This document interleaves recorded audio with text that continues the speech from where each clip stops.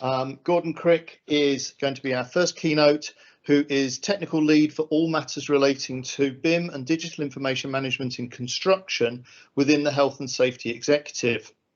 He has over 30 years experience with the HSE as an inspector and leads the BIM for Health and Safety Working Group, one of the community groups with the UK BIM Alliance. And this group was the springboard that created the guidance around PAS 1192 Part 6 back in 2018, and has since helped to develop client guidance notes that have been recently added to the UK BIM framework itself. Gordon also leads the Discovering Safety Construction Risk Library project for the construction division of the HSE, and an ongoing priority for the construction division is to see the principles of CDM risk management embedded within digital software design. Over to you, Gordon. Good afternoon and thank you. Thank you very much. Yeah, great stuff. Good afternoon, everybody. Can you hear me at the back? Good. It's good to be here in Leeds. Just to share a bit with you. I've got half an hour. I'm not going to so much present the guidance we've done as just give you some background and some of the useful, well, hopefully stir up some discussion around health and safety. So as Duncan said, I'm an inspector by background, so health and safety. I'm from the world of health and safety, if you like. And for the last 5 years, within the construction division, I've been very interested in monitoring digital technology and how people are using it. And we see massive benefits in lining up health and safety goals with information management goals, with risk management goals. And the benefits go way beyond health and safety, I believe, which is part of what I'm going to talk about. So when you see the HSE logo, don't think of this so much as HSE policy, as think of it as the kind of leading edge of thought. What's the word? Thought. Well, I'd like to say thought leadership, but that might be a bit pretentious. So you won't see any of this stuff on the website, but it is obviously reflecting what we think, in HSE about where we might get to and what the kind of things we want to see happen. So I'm going to take you through a few steps, just very quickly. Really encouraged by the construction playbook and the information mandate the government's produced. You'll know it's a huge groundswell of government backing to things digital. ISO 19650 perhaps in particular. With this presentation, it's almost hard to tell what's the BIM Health and Safety Working Group, what's from the Discovering Safety route, but it's basically within the HSE, I guess there is this kind of edge of digital research which is happening, which is the Discovering Safety programme, which we work with closely in Construction Division around leading indicators and developing leading indicators and predictive analytics. That's in a whole new world. I'm not going to touch on it, but this stuff is happening. So we're pushing forward. Now, PIRs, when we talk about PIRs, project information requirements. So one of the chain of information requirements set out in ISO 19650. We've seized on these, rightly or wrongly, and part of discussion, because PIRs, project information requirements, align very nicely with the intent of CDM. So CDM is a project-focused regulatory system. The project information requirement are the requirements the client sets out for a specific project. So what we're saying is, hey, just take the requirements of CDM, build them into specific project information requirements, track them through into EIRs and get the feedback loop working, and you'll improve health and safety massively. That's in a nutshell. And that little quote there, actually, I think it's probably from the UK BIM framework site, but that kind of sums up my understanding of why we talk about ISO 19650 and CDM as having so much in common. Clear responsibilities for clients to understand and specify projects, health and safety information that clients require and should be receiving back. One of the things we've seen with BIM, which I think has been a negative, has been the tail wagging the dog. It's clients forking out huge amounts of money for BIM-enabled projects where the BIM side of it has been run by the contractor and the client has been given what the contractor thinks the client wants, or what the client or the contractor can deliver, rather than what it's actually in the best interest of the clients to receive. So that's really why, I think, why we're very keen now to aim some guidance at clients, fairly and squarely at clients, to say, you know, you're paying a lot of money for this information management. You know, let's see it really work for you in health and safety terms. The two things at the bottom, sharing data, saving lives. We did a little project funded by the Regulatory Pioneers Fund. That's a bit of government that helps regulators to become more forward-thinking.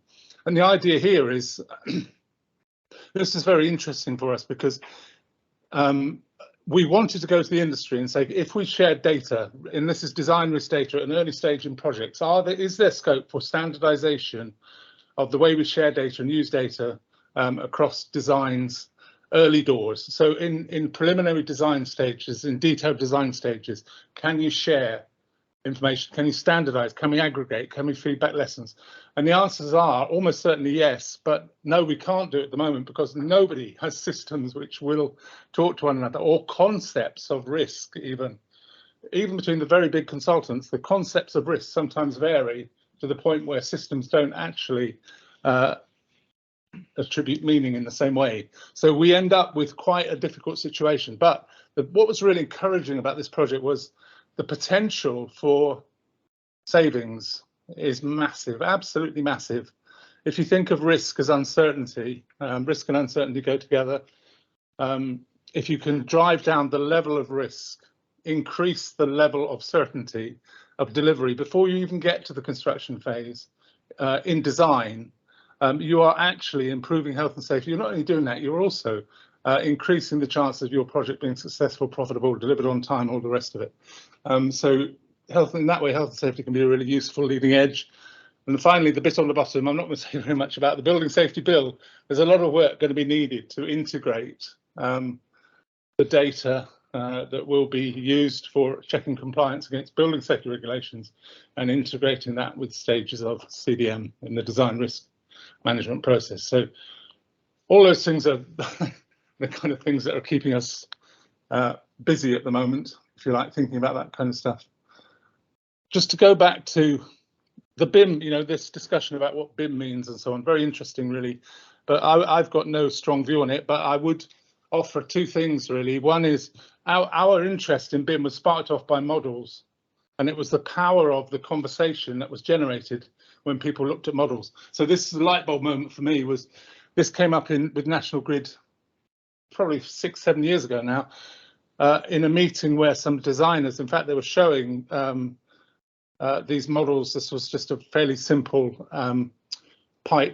bit of pipe work, but and in the room they had a client's representative and a maintenance man. And the interesting thing was that they put the model up without the little railing above the vertical ladder, and the maintenance man immediately piped up and said, you know, and said, look, you haven't put a guardrail across there. And it was a work of a moment, of course, for the designer to correct that. But the point was that he, at a very early stage, had the right person in the room to actually identify a problem, make the point, and then the design could be improved instantly, incrementally, and with no big deal. And I thought that's a really powerful lesson. So a simple thing, and that really sparked us off. We're thinking, how important can models be? And the answer, I think, is incredibly important. But, and just to follow this forward through a bit, through our program, we have Discovering Safety is a program funded by the Lloyd's Register Foundation, where they're paying HSE a lot of money, in part to help HSE improve its own ability to share its information with the industry. So we have archives and archives of interesting risk-related information, which is basically locked up for all kinds of reasons.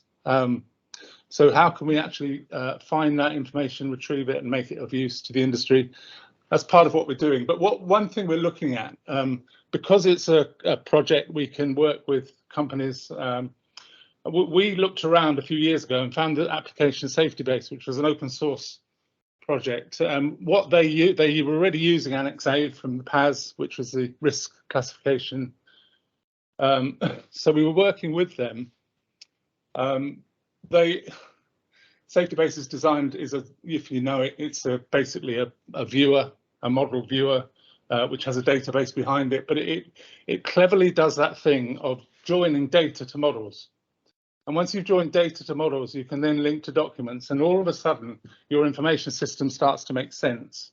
And so we started down the road of thinking models are really important, but then we realized actually data is really important. Actually, the information trail is really important. Actually, there's a whole system way of thinking needed to get the benefit of this. So we're very much now thinking it's not just about models, it's also about the information requirements. Just to give you just a quick example of what we did with Safety Base, we developed a little module. This is an HSC. HSC is not known for its modelling ability, but this is one we produced. I sent our guys in Buxton a picture of a dodgy loft conversion up the high street, and they made a little model of it that you could sort of fly around. And we were just experimenting with putting risks, so you can add risk information to the model. And the part of the risk information is basically pieces of data which define the risk. So we were looking at location, a work activity, and a construction scope as being really key pieces of information which we can link to the risk. And if you can record that information accurately, you can then start to predict and manage that risk information in all kinds of interesting ways.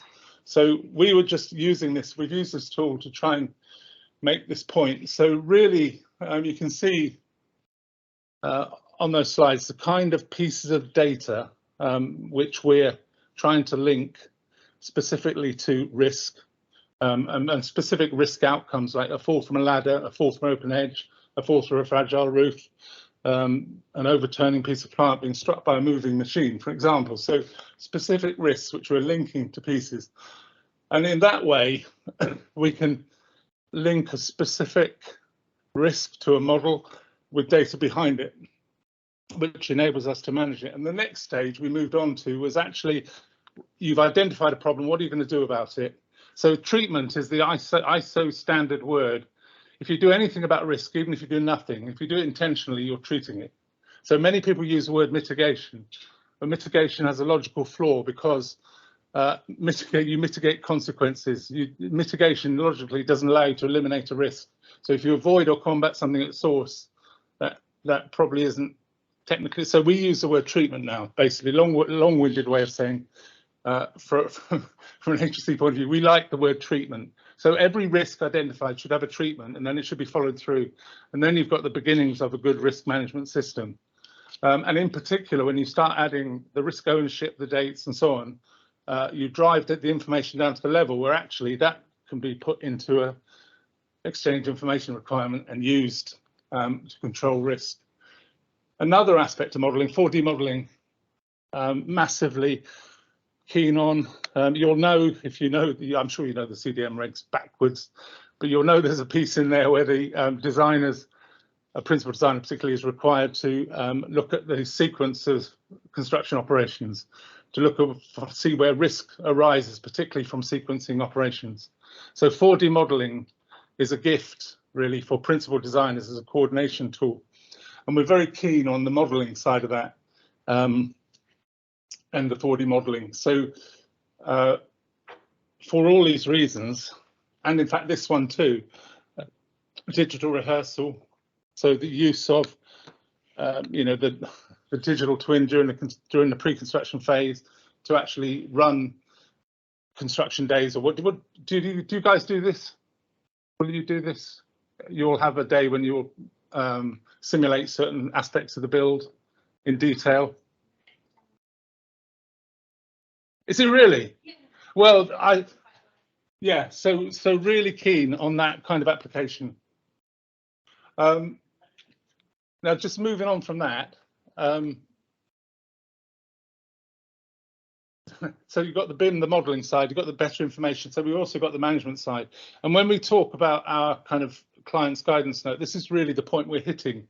And we're moving kind of, do you know, the BIM thing must be good models. It must be good information management as well. And the link is that somehow or other, these things have got to speak to each other. So the documents and the data has to speak to the models, and information can be retrieved and updated between them. So that's really what we're looking for. Is ISO 19650 talks about connecting models, alphanumeric information and documents. So for example, we're talking with people from the gig group actually about a risk classification. So standardizing how people describe risk and how you can understand risk, specific risk. We did a lot of work recently looking at people's risk registers at the pre-construction phase in early doors, and found a lot of them are not useful documents. I would defy anyone to take that risk register and manage risk from it. It's more like something that has to be produced. It captures all the statements of general hazard that can be produced for that project. It's somebody else's problem to actually manage the risk. That's wasteful and wrong. It's the designer's job. You know, it's your duty under CDM to understand specific risks in your designs and to do something about it at source. That's what we would say. So that's the voice of the HSE, like on that one. So visualizations linked to risk information, I've made that point. When you talk about information requirements, we've got organizational information requirements, asset information requirements, project information requirements. And the fact is asset information has been the poor cousin very often. Endless projects where the project information doesn't speak to the asset information, and the facilities managers can't use the model for any number of reasons.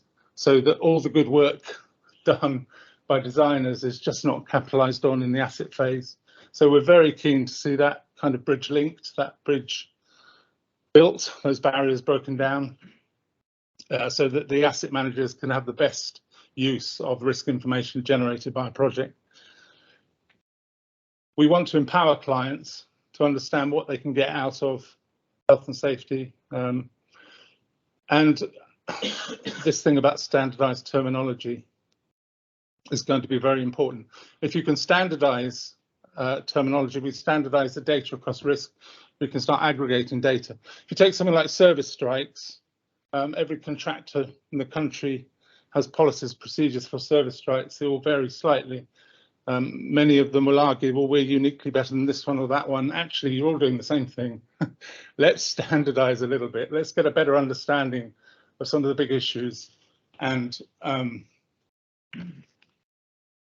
make some progress. Right, very quickly then, our guidance that we're producing for clients, first and foremost, makes the argument about CDM. And on here, you can see how I've tried to spell out really how models that really help designers meet their duties. 4D animations, that's the phrase I was searching for earlier. Stages of work take place successively. So 4D models are really important. And the CDE for a client, which makes these feedback loops possible so that the client can actually know what is being produced for him and know what the risks are. Part of the health and safety fire provision at the end of the project, which I'm, riveting topic, really, the health and safety file, the handover information. But part of that handover information should be residual risks, which the designer has not been able to eliminate during design, and which may have an impact during the operation, use, cleaning, etc. of the building. All that can be tracked and can be digitally managed with the benefits which we've got at the bottom. So on PIRs, the big points I'd make really. We think the PIRs do help CDM work, if you like. They empower clients. They're a new tool in the box which has come up with the new ISO 19650 guidance, if you like, and we're quite determined to seize on them really.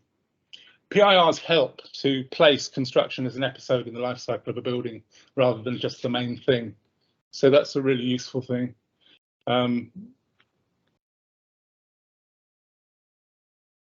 Just quickly, we've done, if you go to the UK BIM Frameworks guidance now and you go to guidance D, Annex B has some health and safety examples in it. And if you go there, you'll see the examples we've done. We've done one on asbestos, we've done one on being an exemplar for health and safety, how you deal with risk management, really.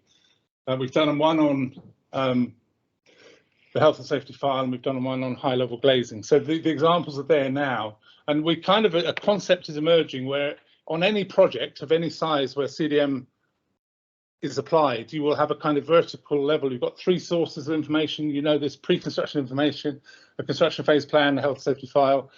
So you've got a vertical integration of information which is required by the regulations, but then you've got the breadth of the project, which is the risk areas or elements. So you might have asbestos, you might have a huge problem with temporary works, you might have fire issues to consider, and these give you the breadth, but actually there are common features down that vertical spine, and we're not exploited. We can, this thing of standardized aggregation using digital tools, well-run digital risk studies carried out at the beginning of a project can actually feed a number of those risk areas and integrate them in ways which is really, really helpful. And the best engineers and the best architects already do this, but it's rarely exploited well, I think, in the digital world. I'm going to, you've had these slides, won't you, Duncan? Yes. So you can look through them at your leisure and see the bits that I haven't talked about. This was an attempt really to, let's get specific.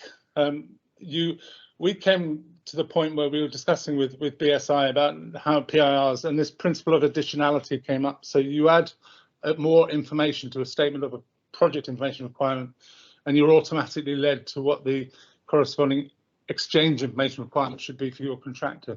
And in that way, this really important line of sight between the client at the top of the project and your delivery people in the muck and bullets is preserved. So that line of sight is really significant, I think, and you can do that by linking, even when the chain goes under the water, it's still linked to the anchor on the bottom through your kind of cleverly constructed EIRs. That's how it should work. And that's a little bit more detail. So just to wrap it up and then come to a conclusion, this is what we're after.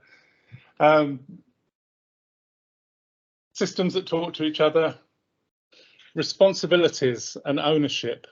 Now, RACI is a really interesting tool. You will probably all grapple with RACI documents, I'll bet. Matrices of one sort or another. Do they work well? Good. It's almost like, let's keep to the basics, actually keep to the purpose of this. Make sure that somebody is responsible for the problem and somebody's going to see it sorted, and then the information is fed back to the client. The point is not having a nice, neat, racy matrix. The point is that the risk is dealt with, if you like. So we've got some work going on around, data analysis, which I haven't got really time to talk about. Who has ever heard of a design risk objective on a project set by a client? Has a client ever come to you and said, right, on this project, I want all the windows to be capable of cleaning from the inside so I don't have any problems? So that might be one example of a legitimate design risk objective. Or the client says, I don't want any of my plant maintenance guys having to go outside to maintain anything on the roof. I want it all on the ground floor. It's not difficult, is it, to see how clients can be encouraged to set these design risk objectives and make a bit of a deal of them so that they then guide the project through and can be tested against at the end to make sure that they're met. So design risk objectives, they're in the PAS 11.2 part 6. Requirements, objectives, requirements and the feedback loop are just intimately all joined, in my view anyway. And the bit at the bottom, new set of tools make it easy for public sector projects to achieve exemplary health and safety standards. So we're always interested to try and influence our public sector colleagues. How many of you in the public sector here? Any? So if we are interested, we're actually interested in knowing about, if you work for, the local council or you're doing something good with information management, we're quite interested to know about what's going on. because 40% or more of spend in this country is on public sector projects. So it's important that we're on top of that. I'm going to wrap up there. We're going to have these round tables, aren't we? So you can have plenty of time to come back to me on any. I had a horrible feeling I would run over and talk too much. Absolutely not. We always have some flexibility. Thank you very much, Gordon. Some interesting points to ponder. And again, dare I say, we might have seen the HSE as something that was behind the times. Be under no illusion that they are actually front and centre with the rest of us in terms of grappling with data and trying to drive it forward and find workable ways to use it. So thank you very much. We won't do Q&A now because we're doing the complete roundtables with everybody. So that's an opportunity for people to do that. One thing, again, just picking up from what's been going on in Twitter, because of course Twitter's talking as well as everybody watching because we're sharing what we're doing. Paul pointed out that another part of the GIIG, the gig, is looking at classification, and there is classification tools in place within Uniclass that allow you to manage that as well, to manage health and safety. Equally, I would add to that, I found out probably 12 months ago that actually risk management sits within the IFC schema as well. So technically you can create a risk register in an IFC. Don't know exactly how you do it. Nick Nesbitt's the expert on that, but it can be done. So again, there are ways that we can share the information that's important in ways that other people can find and access by using standard schemas. So very important and good to see. Thank you very much, Gordon. Right.